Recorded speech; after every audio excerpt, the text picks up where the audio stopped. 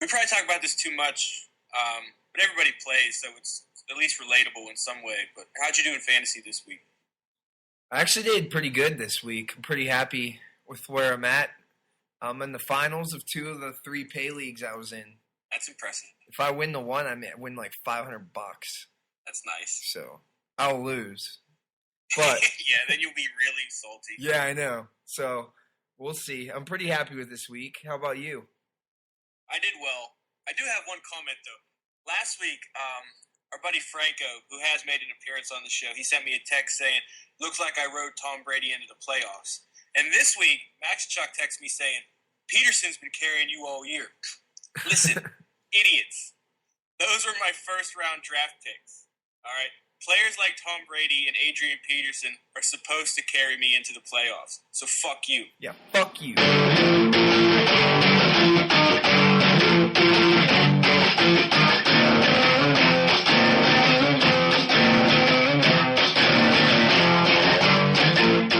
It's beginning to look a lot like... All right, welcome to the show.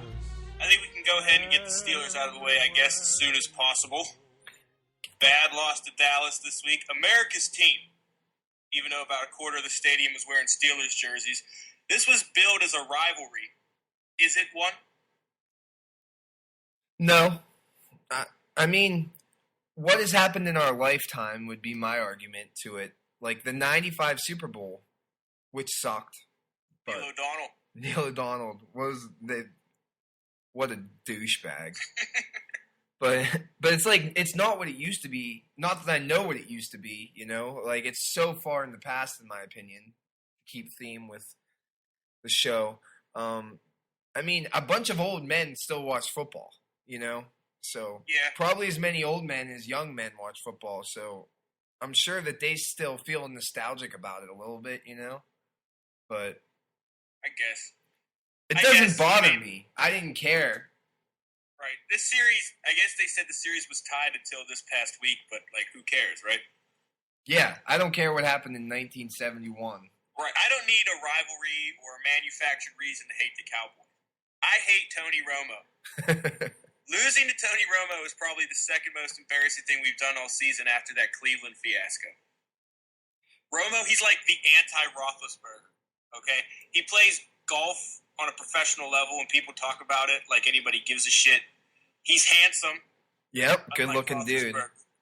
He's an average quarterback that can't win in the playoffs, but everybody talks about him every week. And Ben needs to lead his team down the field in the fourth quarter of the Super Bowl and throw probably the sickest touchdown pass in the history of the game to be mentioned in the top 5 quarterbacks today. So, and they only talk about him when the playoffs roll around because we're always in them, except for maybe this year. Maybe. So, yeah, we'll see.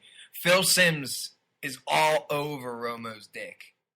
I lost my mind when he said, both of these guys are one of the top quarterbacks in the league. Like, Romo isn't even in the top 10. That's like when they all go crazy. He has to have like at least 10 interceptions this year. He had 4 in that one game. He's terrible.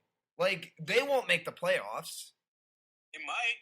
Yeah, they might, but they won't. Probably not. They'll lose to somebody. RG3. I don't know. Everyone seems to think this game didn't matter. I beg to differ. I think doesn't look good at all. The Jets lost last night. And yeah, so they're done. That's one out of the way. So right now, I guess we're still in control of our own destiny now that they lost. Until they lost, we weren't. If the Jets won out, they would have been tied with us and we would have missed the playoffs, even though we beat Cincinnati and the Jets, but whatever. We can make it, but I talked about this earlier in the year. Who cares if we make it? If we make it, I don't want to be embarrassed. Like, it's almost just the same to me that we miss it than make it and be embarrassed in the playoffs. Yeah, but we've had those good games. We have, and I think we can beat, like I said a million times, I think we can beat anybody. But at this point in the season, do I think we can beat anybody 4 weeks in a row? No. Yeah. You know, like, Yeah, so maybe we go into New England and win, which would blow my mind. Yeah. But Impressive. if, say, we beat Cincinnati, we beat Cleveland, and we go into New England and win somehow, then who do you play? Houston? Yeah. Denver? In Denver? In Denver, yeah. Ryan Clark's out. Yeah, right. So, Tony Romo just ate up our secondary. I'd love to see what Peyton Manning could do to it. well, to keep it in perspective, that secondary was not the secondary. I mean, I don't know what's going on in those guys' minds when they put together that lineup.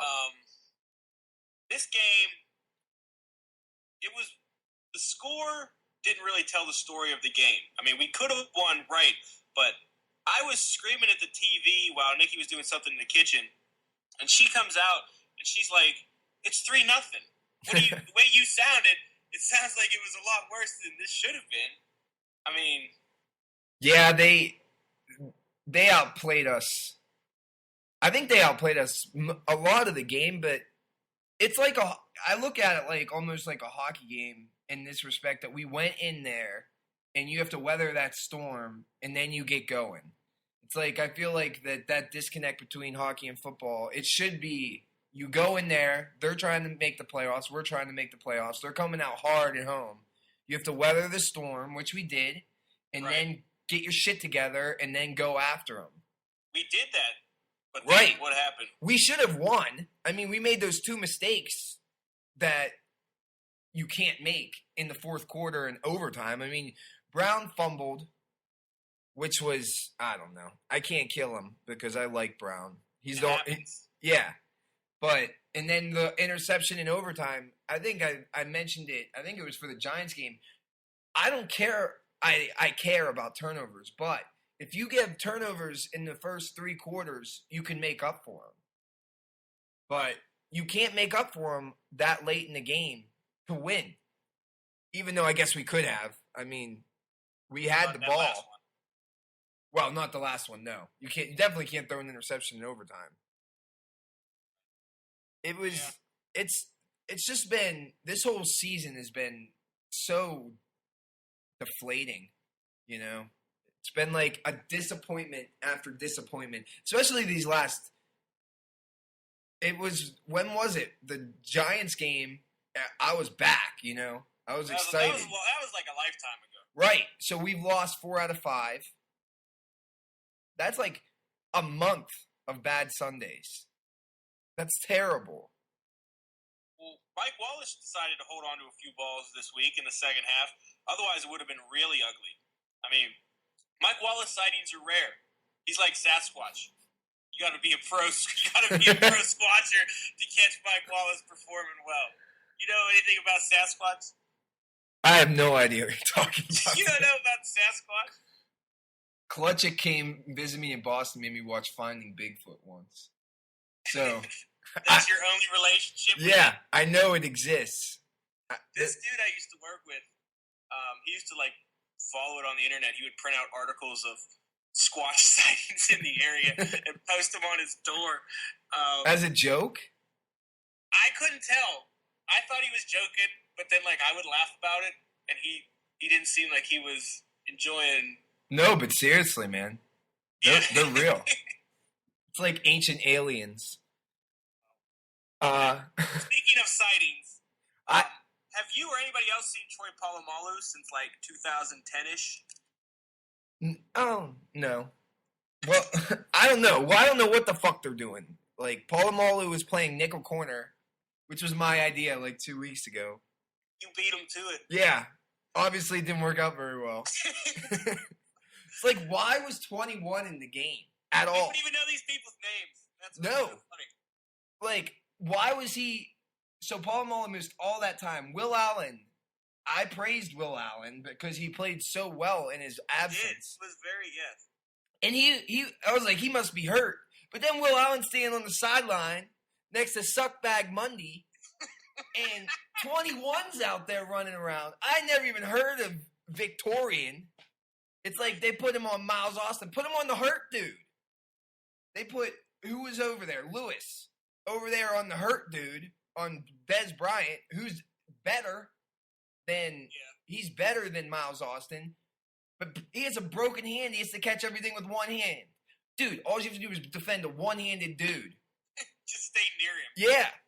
I mean, Polamalu had a great career.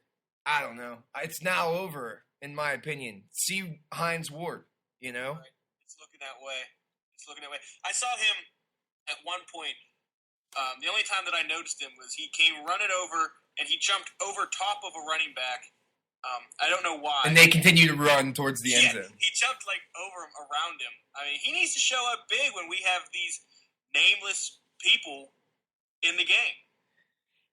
I think Polamalu is a bigger part of this, is a lot to do with the scheme of Dick LeBeau too, you know? I feel like he always got all the credit, you know, for being this big playmaker, and he was. But, like, when we don't have him running from the line to back to coverage and running around the whole place, like, he's not nearly as effective. We couldn't put him up in the box at all because we needed him back in center field trying to help everybody out. Then you can't even trick Tony Romo, who throws 1 million interceptions. Our defense needs to come up with more turnovers if they plan to do anything. Right. It's like 2 years now in a row where we have nothing. Turnovers are rare for us. I don't know why. Harrison, things considered, all of that bullshit considered, the defense held, and we did have chances to win. So what about the play calling? Dude, the defense can't get off the field. This is like this. The San Diego game was the same way. The Cowboy drives where they scored were like 8 minutes.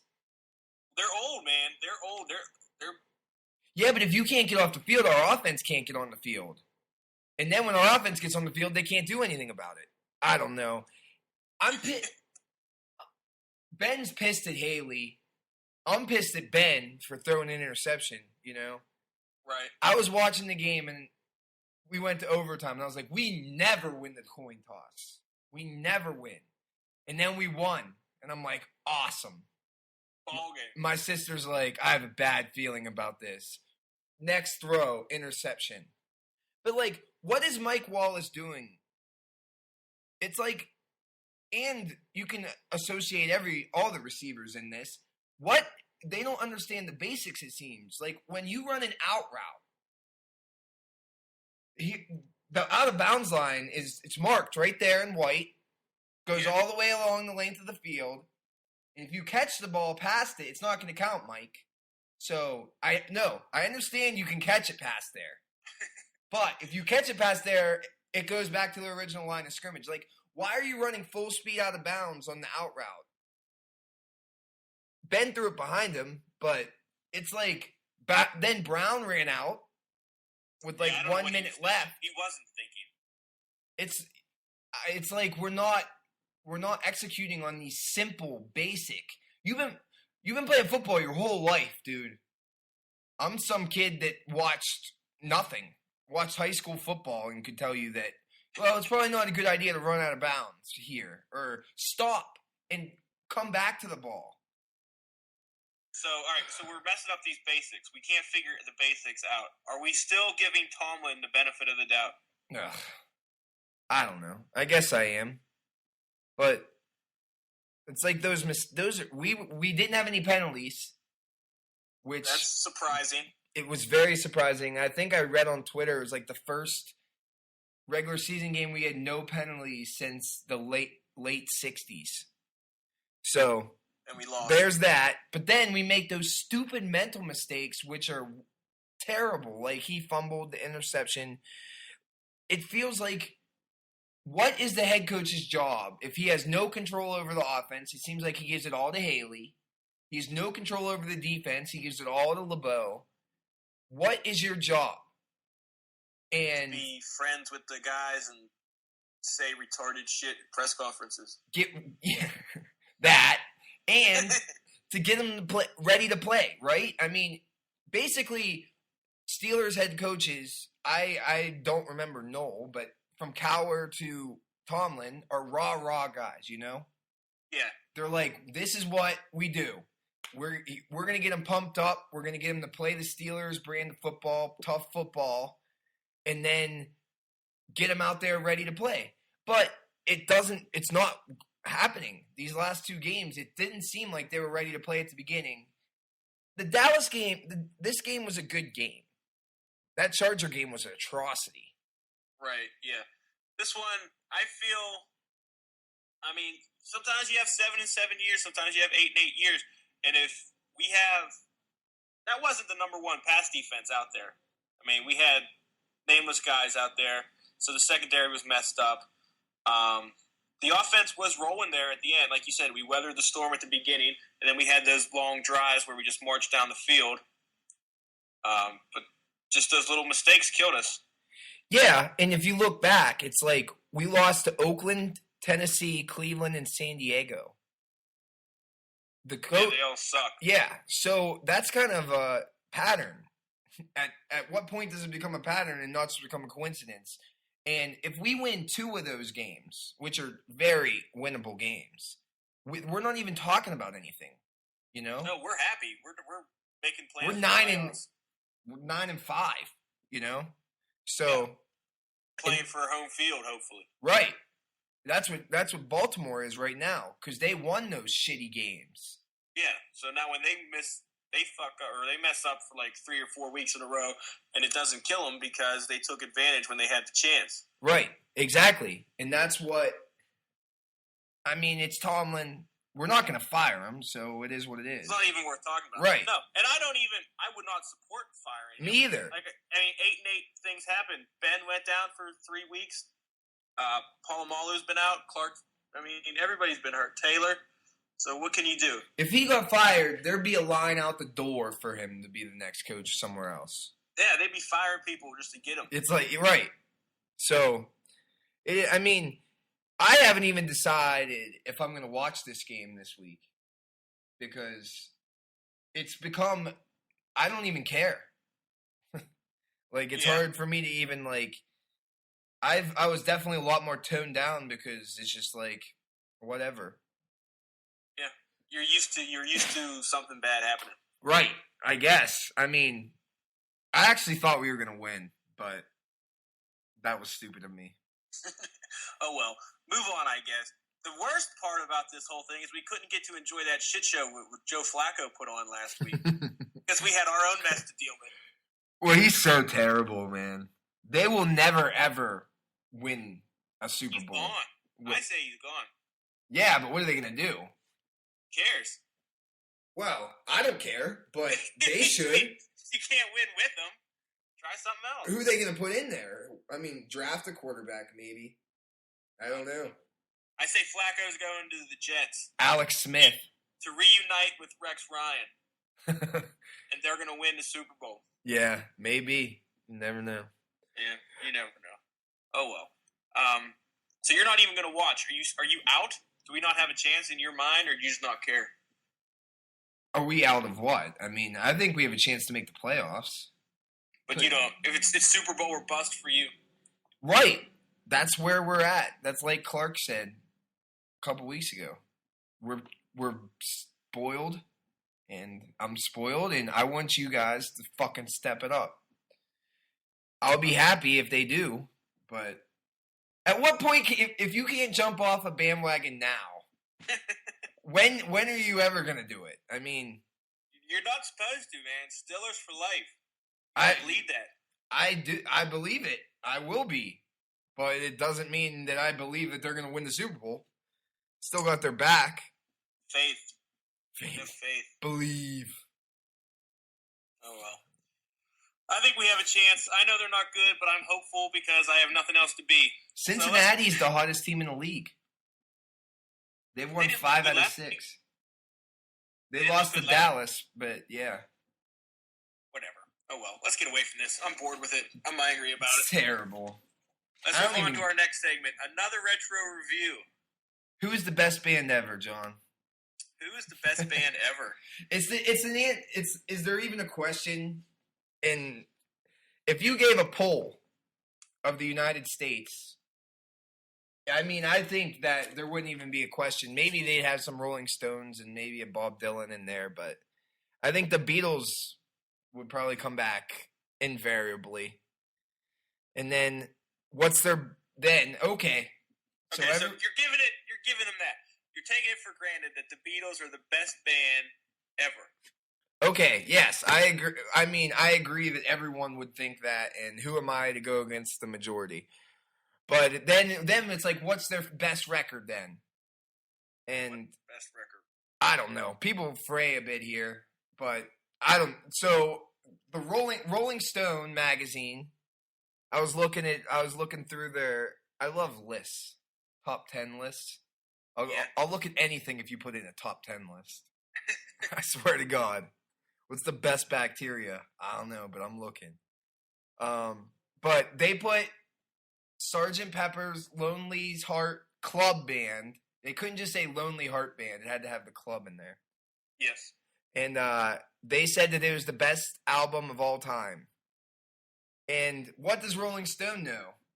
Nothing. But they've been around for a while. So their opinion does carry some weight. So then I thought, I wonder what John Riggs thinks of it. Is that what you really thought? Yeah. I said, what the hell? Okay. So here we are. Our second retro review is the Beatles, Sgt. Pepper's Lonely Heart Club Band. I think we'll just call it Sgt. Pepper's from here on out. Retro.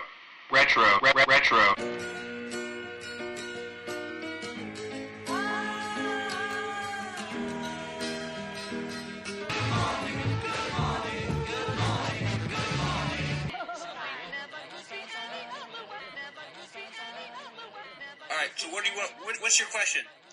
Is it the greatest record ever made by human beings? Well, I guess the first thing is, do you think that the Beatles are the best band ever? Oh, man. Well, I guess when you answer these questions, you can't answer them personally. No, you have to do it objectively, unless you really believe that they're the best band ever, like your favorite band. Right. They're not my favorite band by any stretch, but I do enjoy their music, I guess. Okay, we can leave it at that. I mean, is it possible to even look at their albums objectively at this point in time? Without saying that without looking at their success and their stardom and their influence, you mean? Yeah. Just look at them as like works of art, right. Taking them out of society. Right, like if you left and went to Mars in 1940 and came back now and they played you the Beatles and then they play, I don't know, what would you think? It's like, so you've been totally removed.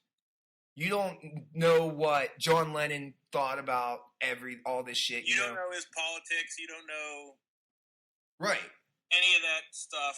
I guess my point is, it's impossible to look at it objectively because there's been so much buildup. Like with the assassination of him, I mean, he's been martyred, basically. Right. Paul McCartney can charge like $400 a ticket to his shows. He gets to play with Dave Grohl if he wants to. Yeah, he's the head man of Nirvana now. Yes. How weird is that? Like, I don't know. I think, like, I know that it wasn't like a real Nirvana reunion or anything. Right. But it's like the quotes from him were like, "Oh, I'm playing with Nirvana. I'm in Nirvana now." It's like, what? As far as like Nirvana's dead. That dude is dead. He could have found like any two other dudes to play with. You right. know? And exactly. that same shit would have happened, so whatever. Let's get back to the Beatles, I guess. Let's talk about the record specifically instead of the Beatles at large. All right. Well, let me just do this and then we'll go from there. I'm sure that I'm going to get shit for this. I'm sure of it. And I think the Beatles, and not this specifically, I think the Beatles were a much better pop band, in my opinion, than the experimental kind of shit that they have going on in this record, and then what's the next one? Revolver. At the time, I understand that it paved the way for rock music in the 70s, like Led Zeppelin and all that bullshit too. And I mean, if I asked 100 people why they think the Beatles are so good, I think 90 would tell me that because they're the Beatles, you know, without like number one on the answer on Family Feud.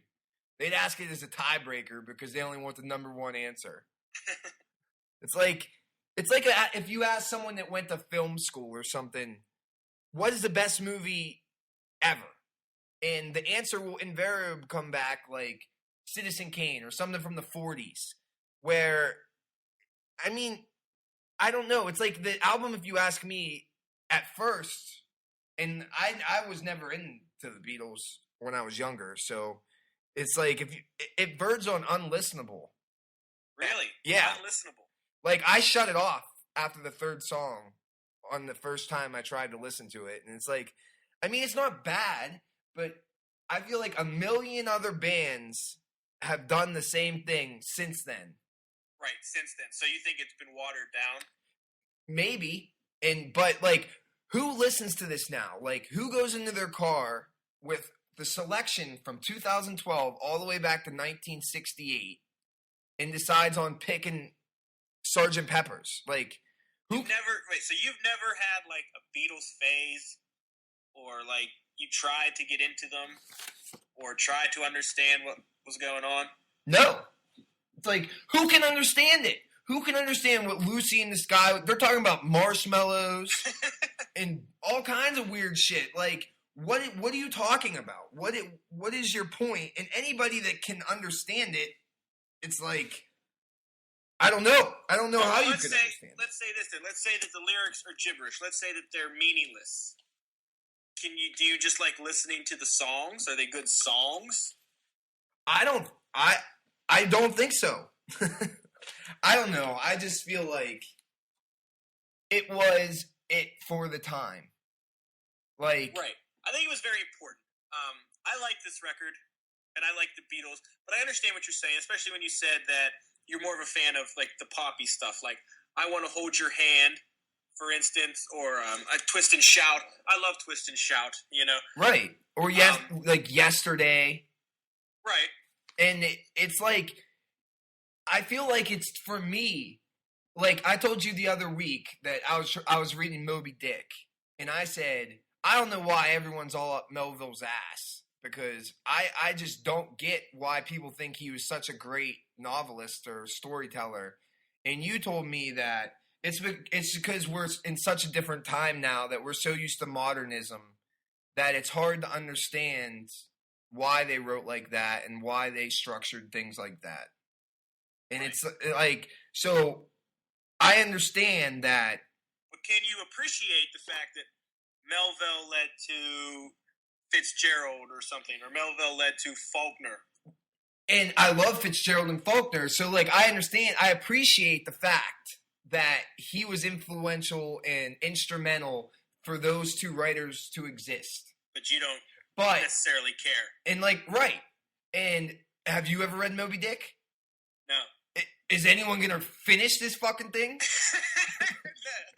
don't know, man. So it's like, why would I finish Sgt. Pepper's when I could just turn on Nevermind? You know, like I understand that the Beatles were completely instrumental to getting Nirvana. Right. But so, okay. Now that I have Nirvana, why would I listen to Sgt. Pepper's?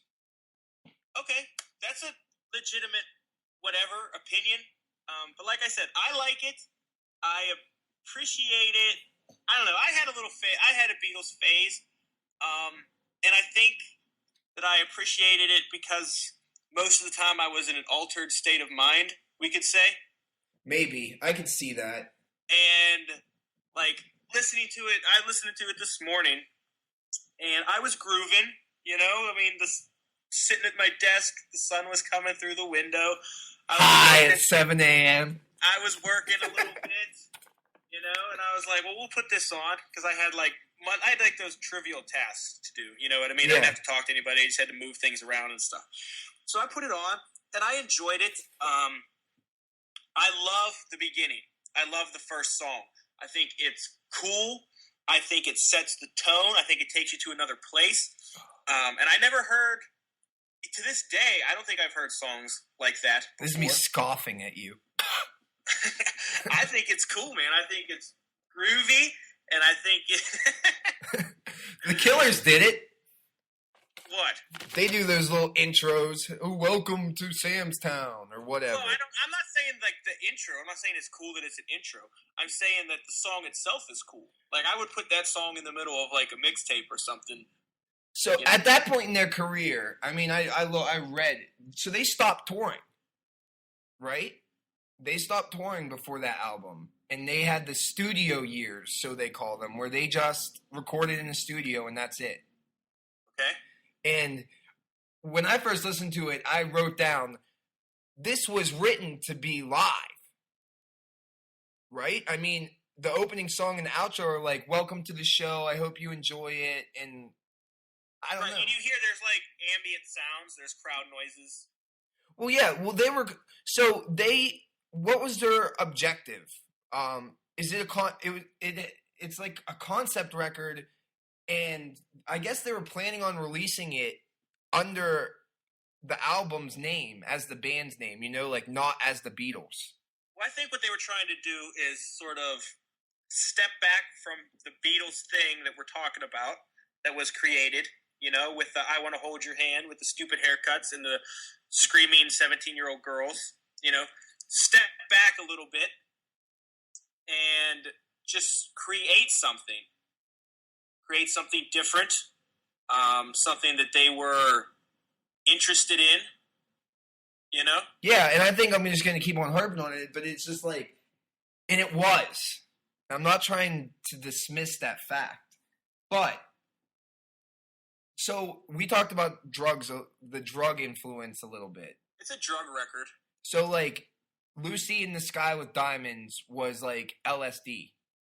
Like that was like LSD, and it's all weird, and I don't know why he does his voice like that. But then so A Day in the Life is the last song on the record, and BBC decided to turn it off and not play it because of the line, I just want to turn you on, or something. And they said it was a drug reference. And then McCartney says, I went upstairs for a smoke.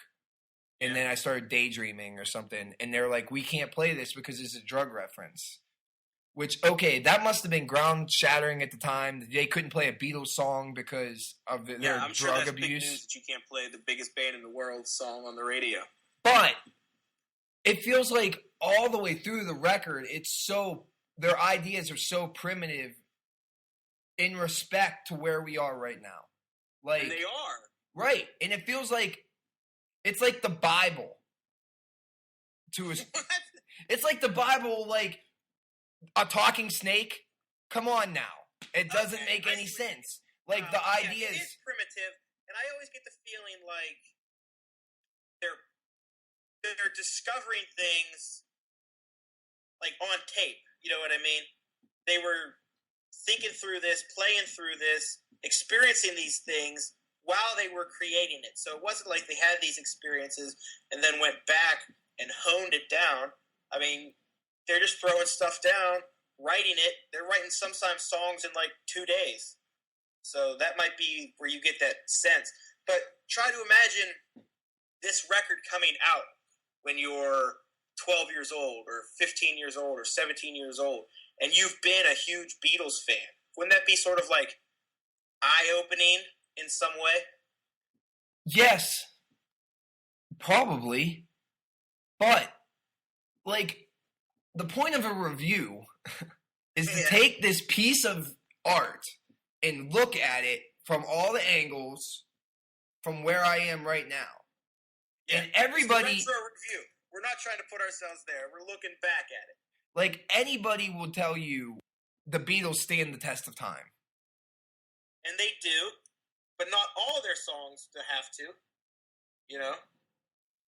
All right, I'll concede that. Well, you said, like, what were some of your favorite songs? You said Yesterday, Hey Jude. These songs are good songs. Yes, they are. They are very good songs. And, like... If you wrote a song, say you sit down and you write 100 songs or 200 songs in your whole life, and one of them somebody falls in love with 50, 60, 70 years later, I mean, that stands the test of time, right? Yes, but it's hard because these guys wrote that pop music. If their first album was this, the record companies would have laughed at them. Right, and that's why it's cool that they made it, because they made it at the height of... They could do whatever they wanted at this point. And this is what they wanted to do. I guess. I mean, I don't know. Yeah, you're right. I mean, I agree with what you're saying, but that doesn't mean you have to like it. Right. I feel it's antiquated, and I feel everybody likes it because it should be liked. Okay. Like, I feel like, well, it's the Beatles, so it's good. Well, they had 1 million fucking songs. They release a new album every 3 weeks. Yeah, they release all these songs within like 10 years. But yeah, all right, I'll go with what you're saying. But can you say this, that okay, it's the Beatles, I'll give it a chance? Is that different than it's the Beatles, it has to be good? Yeah, I think that's different, but I mean, it was my idea to give it a chance, so I think that says something in itself. I differ from most of my opinions. Like, I am usually with critics on movies and, like, literature, but when it comes to music, it's like everything gets skewed in my head for some reason. It didn't make me... a little more personal. It didn't make me feel anything. All right, I'll buy that. It's not a very emotional record. It's distant. What are they talking about? Like, what was the experimental part? Like, the music? I would say the music. The music, the production. I hate when songs change so completely that they feel like different songs within the same song. I hate that. In the life now? Yeah.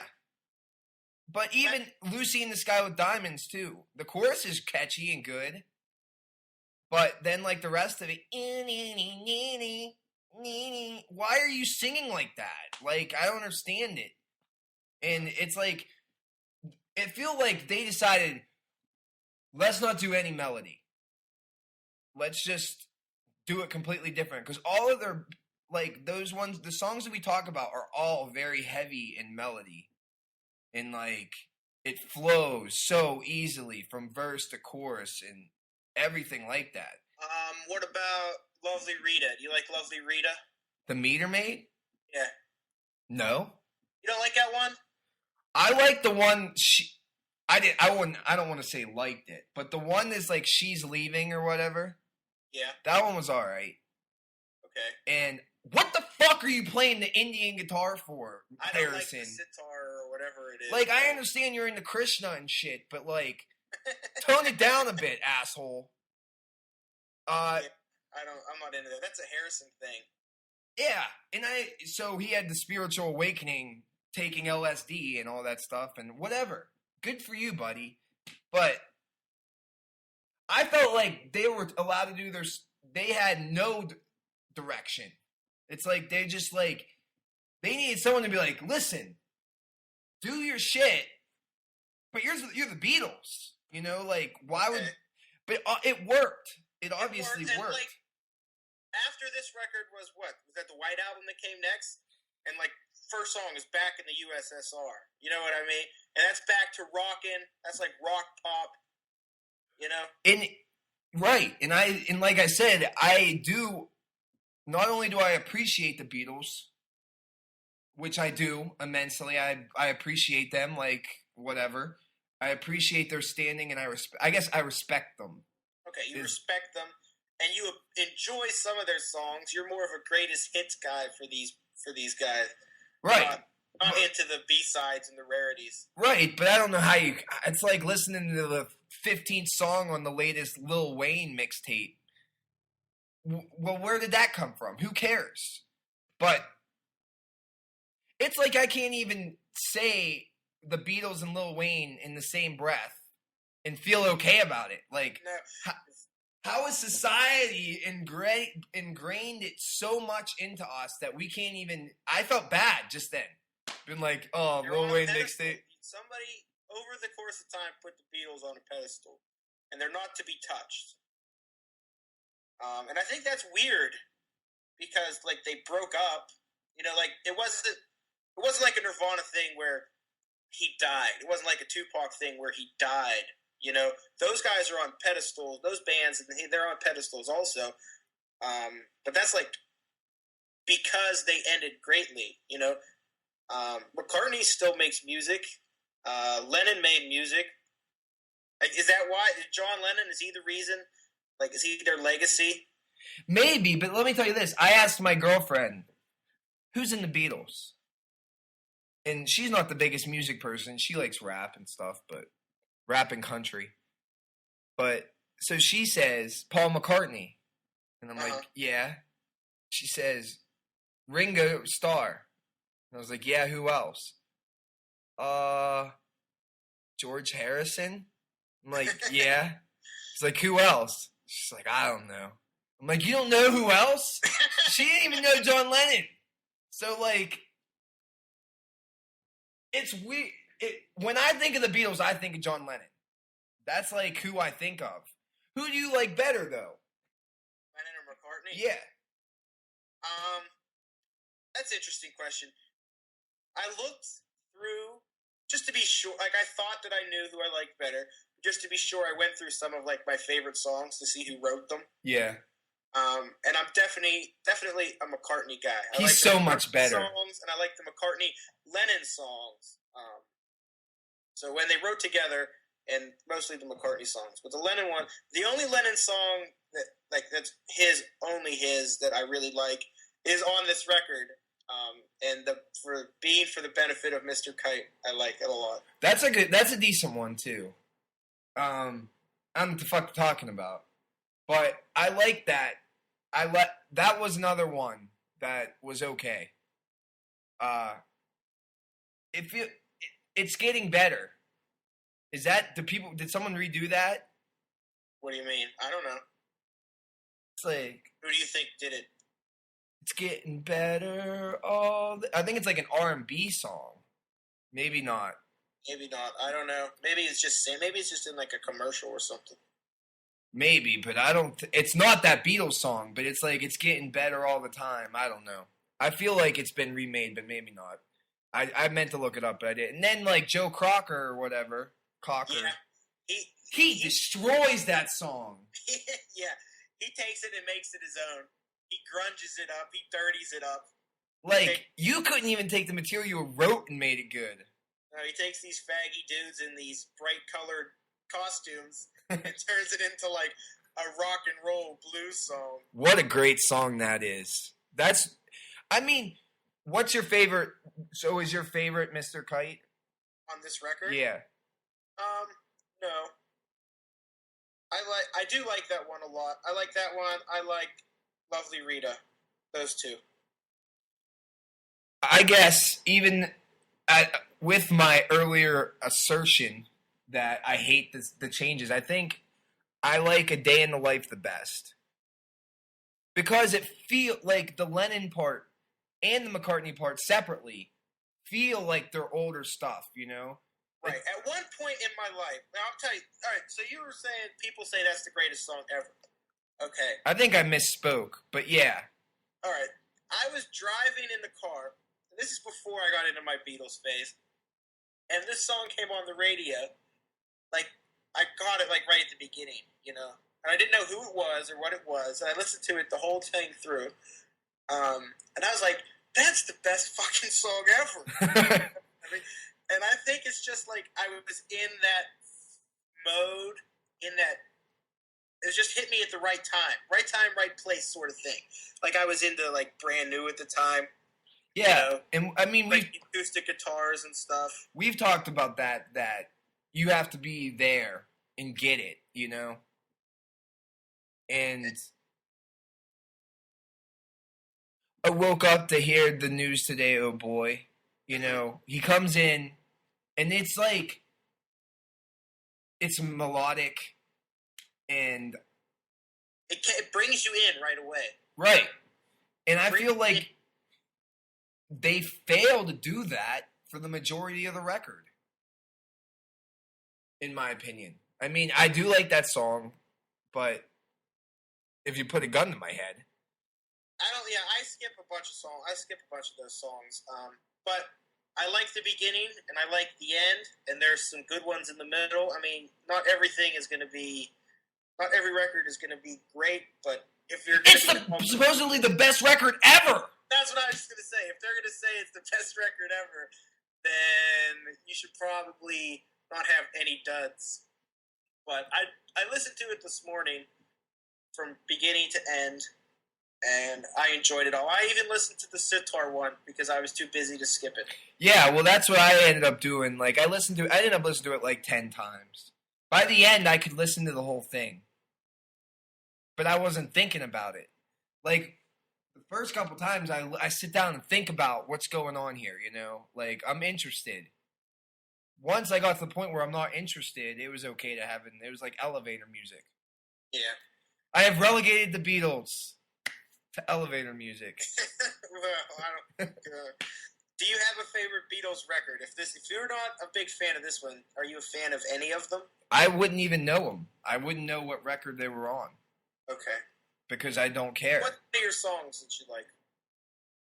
I like Let It Be. Would probably be my favorite one by them. That's a good record. You should listen to that record. You'll like that one. Across the Universe, Dig a Pony. Those are all good ones. They have too many records. Why would I listen to them? I don't know. Maybe you like it. I don't care if you like it or not. It's like playing the Atari when I have a PlayStation in front of me. I don't necessarily agree with that.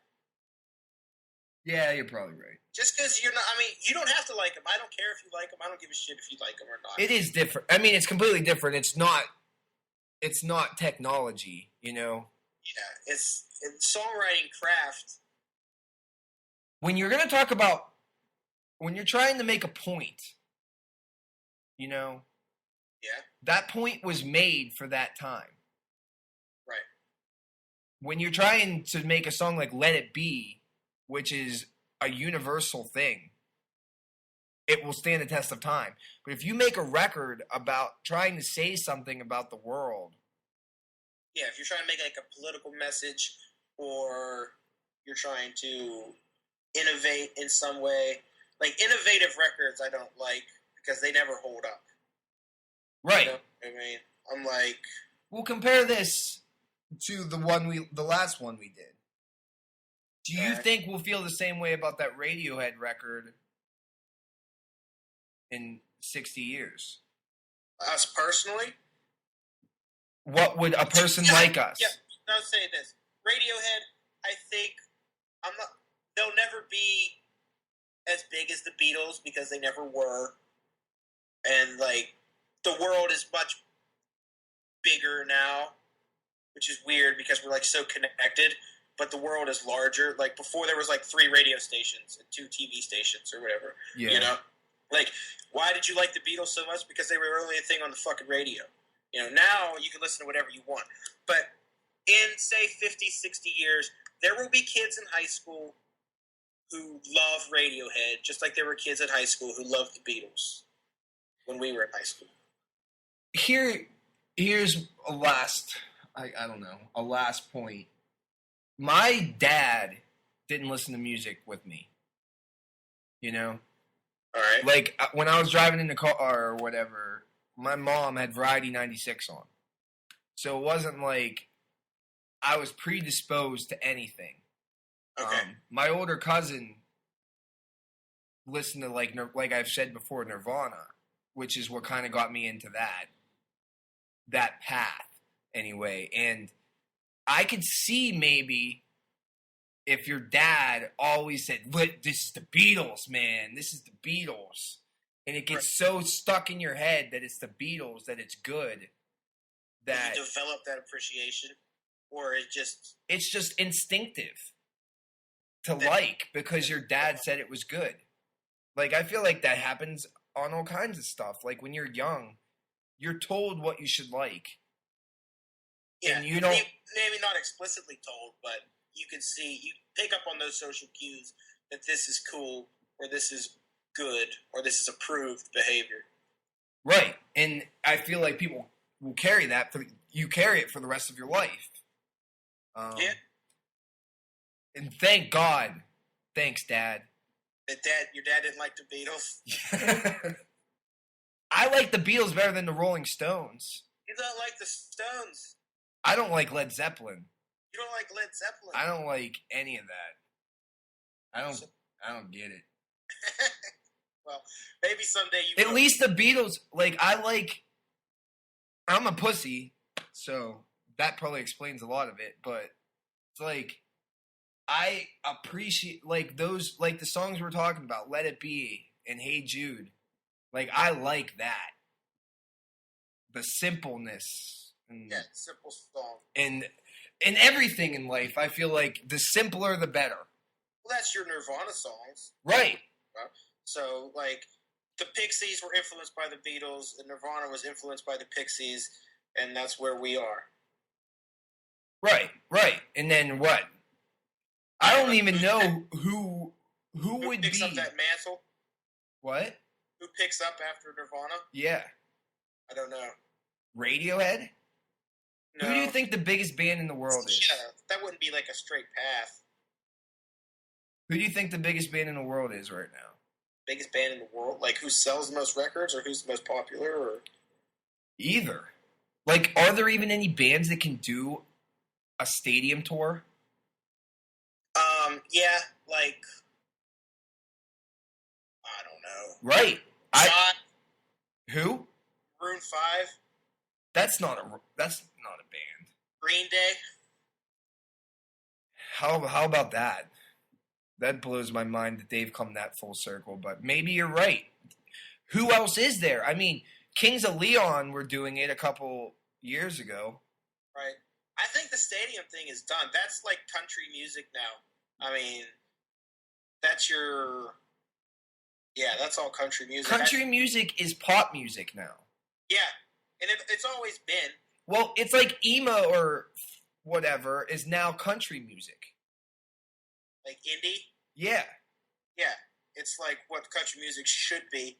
Right. It's everything is switching around. Yeah, and I don't know. But I think that, I don't know, bands don't necessarily... I mean, I'm sure you want to play stadiums because it's a good paycheck, but... I wonder what the answer would be if you asked everyone in the civilized world that records get released within a month of them being released in that country, who their favorite band was and what they would say. Are you saying that it changes from month to month? No, I just wonder what they would... I don't know. I don't know what the majority would say about their favorite band. I bet it would be Kesha or something.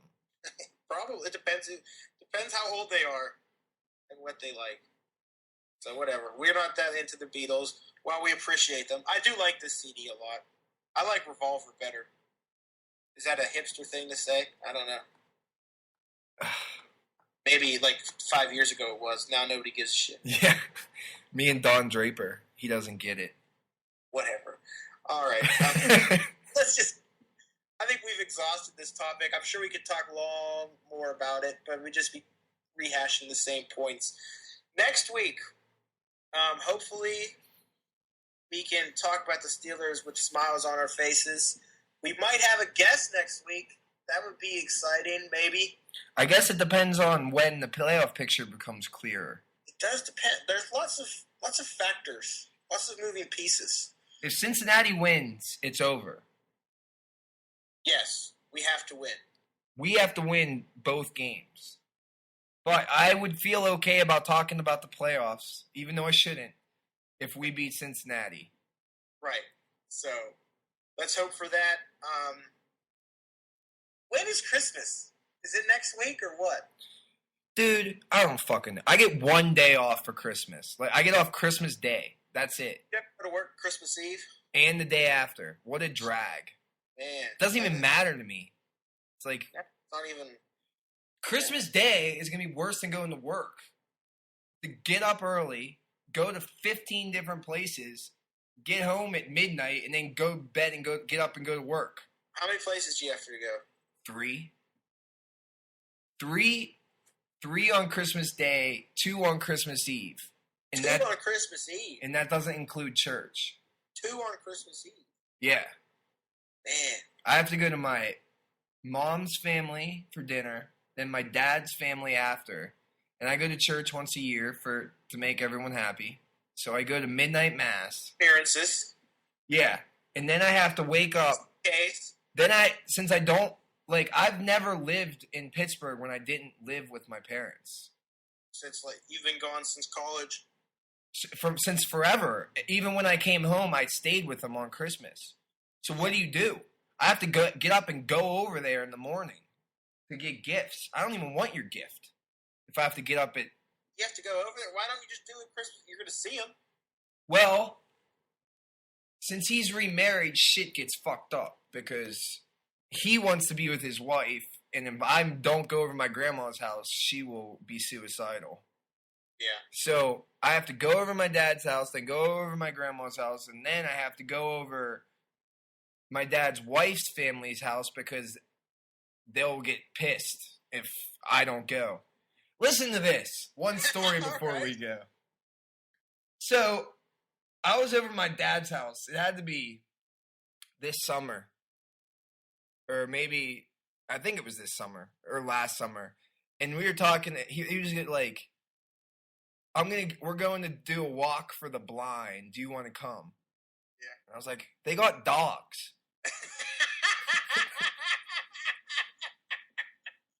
Okay. And he was like, don't say that. I was like, why? And he was like, my dad's wife's sister's kid is going deaf and blind from some disease. My sister's kid. And you were supposed to just know that information. Yeah, and I was like, oh, well, sorry. You know, I didn't feel too bad about it. No, I wouldn't feel. It was funny. If it wasn't funny, I'd have felt bad. But you made a joke. And then, so listen to this. So I'm at that wedding where I fell and hurt myself. Uh-huh. And this kid's mom comes up to me and says, do you care about what happens to my son? I'm like, what? What are you talking about? She was like, I heard you don't care about blind or deaf people and don't care about them at all. I'm like, what are you talking about? Did you remember? Did you know? I had no idea what she was talking about. And I was like, drunk? What? Was she? I don't know, but she was broken up about it. She was like, I didn't even know if I wanted you to come over for Christmas. I was like, what are you talking about? I was like, who told you that? She's like, I don't know. And then I kind of remembered it. I was like, why would someone tell you that? Yeah. Can you believe that? Yeah. Man, if I were you... I was about to go yell at my dad, but then I just shut up. If I were you, I just wouldn't say anything. I wouldn't speak unless spoken to, and I would think long and hard about everything. But what do? There's nothing to do. You just go over and continue to be what you are. But just be yourself, I guess so. Yeah, I got a few places to go to. I tell you one thing, though. Like, I can't wait. Like, when we have kids... Till people die. When we have kids, if you want to come over, you can come over. But I'm not going to 15 different places. I know. I was thinking, at what point do things get simplified? When do you start your own little thing? When people die is the answer. You have to wait for your grandparents to die. And then all of a sudden, the bonds are starting to be frayed. Yeah, the matriarch is no more. Because then all of a sudden, once that happens, typically, if everything goes as planned, like, they live a long life. Yeah, and we love them every day that they're here. And right. Appreciate their presence. Exactly. But when they're gone. Then, all of a sudden, most of the grandkids are older and have their own kids. And then once that happens... Right. Typically, did you know your great-grandparents? Just a very little bit. Right. I mean, maybe for like 5 or 6 years. Yeah. Before they're gone. So that means that's your parents. Not your parents, your grandparents. So right. It's only a matter of time. It's only a matter of time until I get to sleep in. And all these fucks that like the Beatles. We get to make our own list. Yeah. When do we get to make our own list? Maybe we'll make our own list this winter. That'll be fun.